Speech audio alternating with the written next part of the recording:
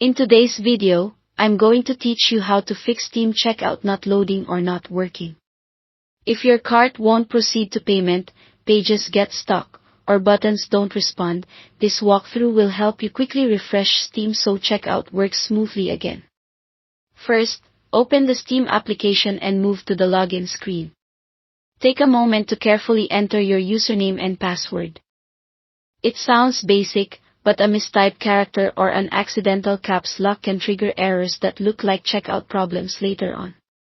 Once you're sure the details are correct, sign in. After you're in, we'll adjust a setting that can sometimes block purchase flows without making it obvious why. Go to the top left corner and click on Steam, then choose Settings from the drop-down menu. In the Settings window, scroll to the Family section. Here, look for Family View and turn it off. Family View is designed to protect younger users by limiting access to certain parts of Steam, including store pages and purchase options. If it's enabled, checkout can appear to freeze or fail to load.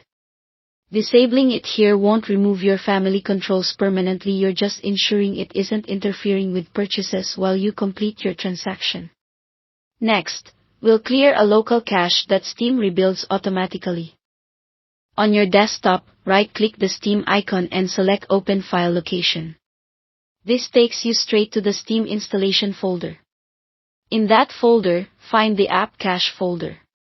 Go ahead and delete this folder. Don't worry, this doesn't remove your games, your library, or your account data. The App Cache simply stores temporary files that help Steam load faster, and if those files become outdated or corrupted, they can cause pages like checkout to hang or fail. Deleting the folder forces Steam to regenerate fresh data the next time it starts. Now close all Steam windows to fully exit the app.